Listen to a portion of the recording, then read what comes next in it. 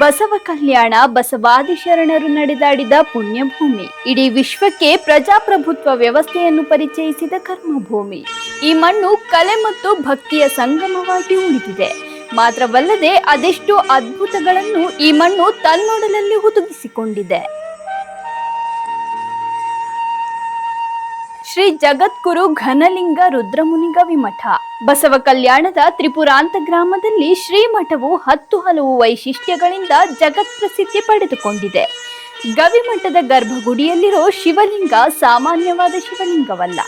ಅರ್ಧಚಂದ್ರಾಕೃತಿಯ ತಾಮ್ರಪಟದಿಂದ ಕೂಡಿರುವ ಈ ಶಿವಲಿಂಗ ಇಂದಿಗೂ ವೈಜ್ಞಾನಿಕ ಲೋಕದ ಅದೆಷ್ಟೋ ಪ್ರಶ್ನೆಗಳಿಗೆ ಉತ್ತರವಿಲ್ಲದ ಅದ್ಭುತ ತಾಣವಾಗಿ ಉಳಿದಿದೆ. ಗಂಗಾ ಪ್ರವಾಹಾಮೃತ ಸಂಪ್ರಯುಕ್ತಂ ಧಾರಾಧರಾರಾಧಿತ ಪಾದ ಪದ್ಮಂ ಸದೈವ ಸಂತ ಸಮುಪಾಸ್ಯಮಾನಂ ಶ್ರೀ ವೈದ್ಯನಾಥಂ ತಮಹಂ ನಮಾಮಿ.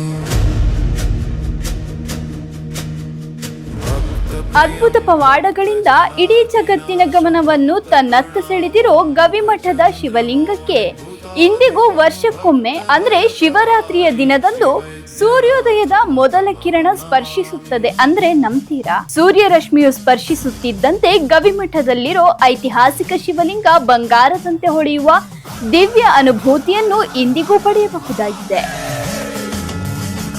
ವರ್ಷದ 364 ದಿನಗಳು ಕತ್ತಲಲ್ಲಿ ಇರೋ ಈ ಶಿವಲಿಂಗವು ಶಿವರಾತ್ರಿಯಂದು ಸೃಷ್ಟಿಸುವ ಪವಾಡವನ್ನು ಕಣ್ತುಂಬಿಕೊಂಡು ಅದೆಷ್ಟೋ ಜನ ಆಶ್ಚರ್ಯಚಕಿತರಾಗಿದ್ದಾರೆ. ಶಿವಲಿಂಗದ ಮೇಲ್ಭಾಗದಲ್ಲಿರೋ ಅರ್ಧಚಂದ್ರಾಕೃತಿಯ ತಾಮ್ರಪಟದ ಮೇಲೆ ಅಂದೊಂದು ದಿನ ಸೂರ್ಯನ ಕಿರಣಗಳು ನೇರವಾಗಿ ಬೀಳುವ ಆ ಪವಾಡ ಸದೃಶ್ಯ ಭಕ್ತರನ್ನು ಭಕ್ತಿಯ ಪರಮಾವಧಿಗೆ ಕೊಂಡೊಯ್ಯುತ್ತದೆ.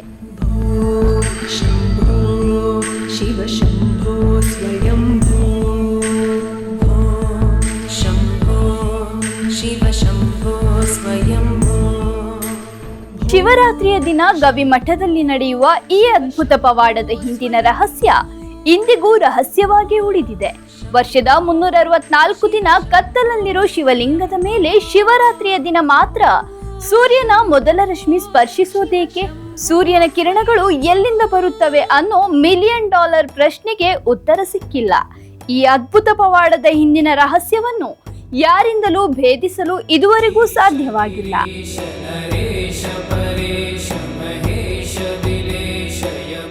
ಶ್ರೀಮಠದ ಗವಿಯ ಒಳಗೆ ಹೆಜ್ಜೆ ಇಟ್ಟರೆ ಸಾಕು, ಹೊರ ಜಗತ್ತಿನ ಜಂಜಾಟಗಳು ಮಾಯವಾಗುತ್ತವೆ.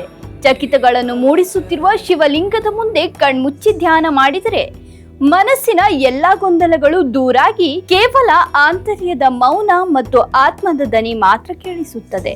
ಆಧ್ಯಾತ್ಮದ ದಾರಿಯಲ್ಲಿ ಸಾಗುವವರಿಗೆ ಇದು ಕೇವಲ ಒಂದು ಸ್ಥಾವರವಾಗಿ ಮಾತ್ರ ಉಳಿದಿಲ್ಲ, ಬದಲಿಗೆ ಆತ್ಮ ಸಾಕ್ಷಾತ್ಕಾರದ ನೆಲೆಯಾಗಿ ಆಧ್ಯಾತ್ಮದೆಡೆಗಿನ ಪಯಣಕ್ಕೆ ದಾರಿದೀಪವಾಗಿದೆ.